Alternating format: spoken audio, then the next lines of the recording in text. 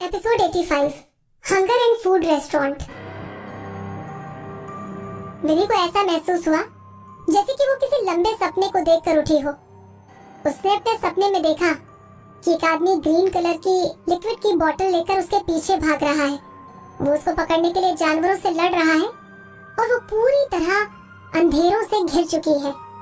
विधि भी बस अपने सपने में उस आदमी से डरकर भागती जा रही थी। भागते भागते रास्ता खत्म हो गया और वो किसी खाई में जाकर गिर गई। इतना देखने के बाद विधि के सपने में अंधेरा छा गया और वो एकदम से होश में आ गई। होश में आने के बाद विधि ने सबसे पहले अपने सामने मोहित का हैंडसम चेहरा देखा। मोहित की आंखों में वो अपने लिए चिंता और प्यार दोनों देख सकती थी। वो कहाँ है? विधि बोलना चाहती थी, लेकिन जैसे उसे पता चला कि वो बोल नहीं सकती तो उसे घबराहट होने लगी। परेशान होने की जरूरत नहीं है विदुषी। डॉक्टर्स ने तुम्हारे गले का चेकअप कर लिया है और वो बोल रहे हैं कि तुम्हारी रिकवरी होने के चांसेस हैं। मुझ पर भरोसा रखो, मैं किसी भी तरह तुम्हारे गले को ठीक करके ही रहूंगा। मोहित ने अपनी भारी आवाज से विधि को शांत करने की कोशिश की। विधि उसकी तरफ घूर कर अपने मन में बोली, क्या मैं ठीक हो सकती हूँ? हाँ, तुम जरूर ठीक हो जाओगी, वो मुस्कुराते हुए बोला। मोहित ने विधि के एक्सप्रेशन से उसकी मन की बात पढ़ ली। विधि का तेज धड़कता हुआ दिल मोहित की बात सुनकर शांत होने लगा। अगर तुम्हें कुछ बताने का मन करे तो तुम मुझे लिखकर बता सकती हो। ये बोलकर मोहित ने विधि के हाथ में छोटी नोटबुक और पेन पकड़ा दी। विधि ने नोटबुक को खोला और अपनी सुंदर राइटिंग में लिखते हुए मोहित से पूछने लगी, मैं कहाँ हूँ? मुझे इस जगह पर कितना टाइम हो चुका है? तुम पिछले पूरे दिन से बेहोश पड़ी हो। तुम मेरी जगह पर हो और पूरी तरह से सेफ हो। मोहित उसको उन बातों के बारे में बताने लगा जब वो बेहोश पड़ी थी। मैंने अपने लोगों को भेजकर आरव कपूर की प्रॉपर्टीज को बर्बाद कर दिया है। आज जब स्टॉक मार्केट खुला तब उसकी कंपनी के स्टॉक प्राइसेस बहुत तेजी से नीचे गिरे। बल्कि मैंने तो उसकी कंपनी के लिए नेगेटिव न्यूज भी तैयार कर ली है। इससे उसको अपना सबक मिल जाएगा। जैसे ही विधि ने मोहित के मुंह से आरव का नाम सुना, उसका दिल जोरों से धड़कने लगा। उस रात आरव ने विधि को गला खराब करने वाली दवाई पिलाई थी। दवाई जबरदस्ती पिलाई और विधि के दिल में उसके लिए जितनी भी रिस्पेक्ट थी वो उसने खो दी। वो अभी तक नहीं जानती थी कि आरव ने विधि से कभी प्यार किया भी था या फिर नहीं, लेकिन वो उस रात एक बात जान चुकी थी। आरव के दिल में विदुषी शर्मा के लिए बिल्कुल फीलिंग नहीं थी। दीवा विधि की जिंदगी उसकी पुरानी लाइफ में खत्म हो चुकी थी। इस समय विधि सिर्फ विदुषी शर्मा की जिंदगी जी रही थी और उस जिंदगी में विधि का आरव कपूर से कोई लेना देना नहीं था। मुझे कुछ दिनों के लिए रेस्ट चाहिए, विधि ने छोटी नोटबुक में लिखकर मोहित को बताया। वो आरव कपूर से रिलेटेड सारी यादें भुला देना चाहती थी और अपनी प्रेजेंट लाइफ में आगे बढ़ना चाहती थी। मोहित उसे अपने साथ वापस उसके अपार्टमेंट में ले आया।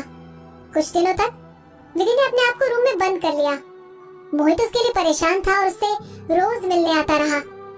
वो उसके लिए खाना लेकर आता था, उसके लिए चाय बनाता था और उसके आसपास की सराउंडिंग्स का ख्याल रखता था। मोहित ने उसे कभी डिस्टर्ब नहीं किया, बल्कि वो बस चुपचाप उसके साथ बैठा रहता था। फाइनली एक दिन जब मोहित उसके लिए लंच लेकर आया तब विधि ने अपनी नोटबुक में लिखकर मोहित को बताया, मुझे बाहर वॉक पर जाना है। विदुषी?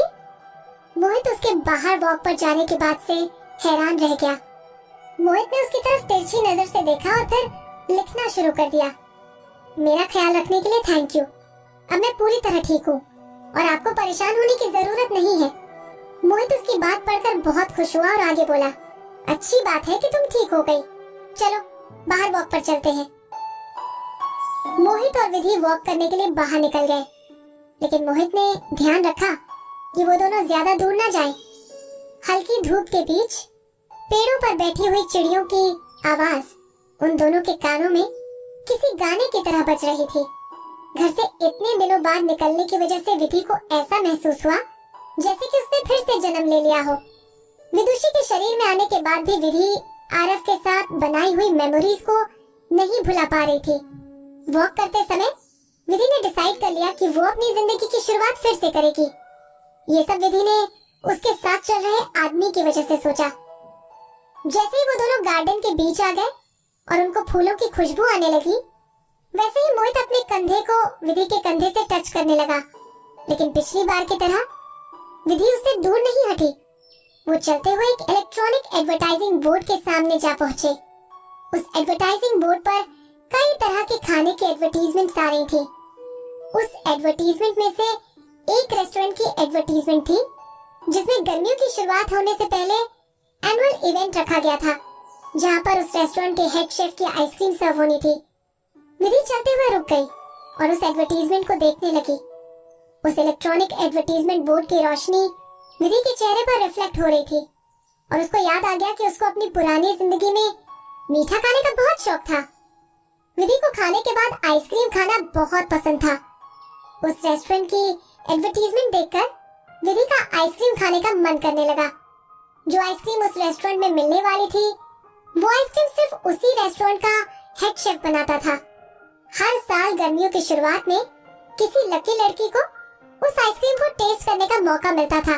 ऐसा कहा जाता है कि जिस लड़की ने उस आइसक्रीम को टेस्ट कर लिया, उसको सबसे ज्यादा प्यार करने वाला पति या बॉयफ्रेंड मिल जाता था। अपनी पुरानी जिंदगी में वो आरव के साथ प्यार में थी। विधि ने काफी बार आरव को उस रेस्टोरेंट पे ले जाने के लिए कन्विंस करने की कोशिश की, हालांकि आरव उसकी बात को हमेशा इग्नोर कर दिया करता था। विधि, तुमने मुझे प्रॉमिस किया था कि तुम हमारे रिलेशनशिप को बाहर के लोगों के सामने नहीं आने दोगी। उस आइसक्रीम को टेस्ट करने के लिए सिर्फ कपल्स आते हैं।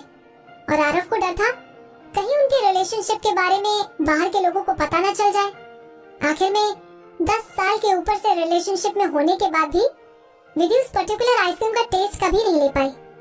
वो उस एडवर्टाइजिंग बोर्ड को देखते हुए अपने ख्यालों में खो गई। तभी अनएक्सपेक्टेडली पीछे से किसी आदमी की आवाज आई। क्या तुम्हें आइसक्रीम पसंद है? मैं तुम्हारे लिए यही लेकर आ जाऊंगा। विधि पीछे मुड़ी और मोहित की चमचमाती आंखों में देखने लगी। अब तो काफी लेट हो चुका है। विधि ने अपनी नोटबुक में लिखकर बताया। अपनी पुरानी लाइफ में इस रेस्टोरेंट पे आने के लिए वो अपना काफी टाइम बर्बाद कर चुकी थी। हर साल गर्मियों की शुरुआत होने से 2-3 महीने पहले ही उस रेस्टोरेंट की सीट बुक हो जाया करती थी। इसीलिए एक हफ्ते के पहले उस रेस्टोरेंट में रिजर्वेशन कराना नामुमकिन था। I will handle it. Mohit अपने चेहरे पर मुस्कुराहट लाते हुए बोला।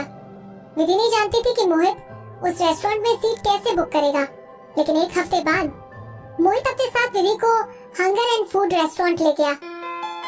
हंगर एंड फूड एक लग्जूरियस फ्रेंच रेस्टोरेंट था जो कि सिटी की मेन मार्केट की मेन बिल्डिंग में था, जहां पर एक एवरेज फैमिली एक टाइम के खाने के लिए कम से कम 10,000 खर्च करती थी। उस रेस्टोरेंट की पार्किंग में फरारी और लैम्बोर्गिनी जैसी गाड़ी देखी जा सकती थी। मोहित ने अपनी मॉडिफाइड लैंड रोवर पार्किंग में खड़ी की और किसी जेंटलमैन की तरह विधि के लिए गाड़ी का दरवाजा खोला। Ladies first. मोहित ने विधि को आगे चलने का इशारा किया। हंगर एंड फूड के एनुअल इवेंट का ड्रेस कोड फॉर्मल क्लोथिंग था, इसलिए मोहित ने लाइट ब्लू कलर का सूट पहन रखा था, जिसके साथ मोहित ने एक परफेक्ट टाई पहन रखी थी।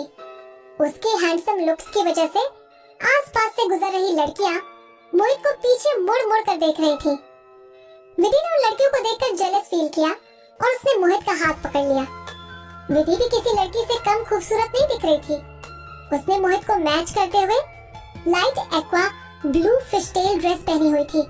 विधि ने अपने बालों का बन बना रखा था। मोहित और विधि रेस्टोरेंट के अंदर गए और अपनी जगह पर जाकर बैठ गए। विधि सरप्राइज हो गई। मोहित ने इतने कम समय में इस रेस्टोरेंट में रिजर्वेशन तो कर दी और साथ ही में अच्छी जगह सीट भी बुक कर दी। मोहित और विधि 19th फ्लोर पर एक बड़ी सी खिड़की के सामने बैठे हुए थे, जहाँ से सारे शहर की लाइटें चमचमाती हुई नजर आ रही थी। एक वेटर उन दोनों के पास मेन्यू लेकर आया। मोहित ने वेटर को इशारा करके विधि को मेन्यू पकड़ाने के लिए बोल दिया। जो तुम्हें अच्छा लगता हो तुम वही ऑर्डर करना। लेडीज मेन्यू जेंट्स मेन्यू से अलग था। लेडीज मेन्यू में डिशेस के आगे प्राइस नहीं लिखा हुआ था। अपनी पुरानी लाइफ में विधि इस रेस्टोरेंट में आने के लिए दिन रात सोचती रहती थी, इसीलिए वो इस रेस्टोरेंट के मेन्यू की रिसर्च पहले ही कर चुकी थी। बल्कि एक पॉइंट तो ऐसा आ गया था कि विधि को पूरा मेन्यू याद हो चुका था। विधि ने पहले ही सोच रखा था कि अगर वो आरव के साथ इस रेस्टोरेंट में आई तो क्या ऑर्डर करेगी। लेकिन जैसे ही वो मेन्यू को देखने लगी, वैसे ही विधि ने अपना मन बना लिया कि वो पुरानी सोची हुई डिशेस से कुछ भी ऑर्डर नहीं करेगी। विधि ने मेन्यू की तरफ देखा और धीरे धीरे अपनी फेवरेट डिशेस की तरफ वेटर को पॉइंट आउट करने लगी। किसी भी डिश का आरव से लेना देना नहीं था। अपना ऑर्डर फिनिश करने के बाद विधि अपनी नजरों से मोहित से पूछते हुए बोली, तुम क्या ऑर्डर करने वाले हो? हमारा टेस्ट काफी सेम है, तो मुझे कुछ ज्यादा ऐड करने की जरूरत नहीं है। मैंने सुना है कि यहाँ का चिकन विंग्स फेमस है। वेटर ने अपना सर हिलाया। मोहित ने अपने ऑर्डर में एक दो डिशेस ऐड करवा दी और वहाँ से वेटर के जाने के पहले एक रेड वाइन का ऑर्डर भी दे दिया। विधि मुस्कुराने लगी। मोहित ने भी वही डिशेस ऑर्डर की थी जो विधि की फेवरेट थी। विधि को मुस्कुराते हुए ज्यादा देर नहीं हुई, तभी उसके चेहरे के एक्सप्रेशन बदल गए। उसकी नजर आरव कपूर पर पड़ गई थी।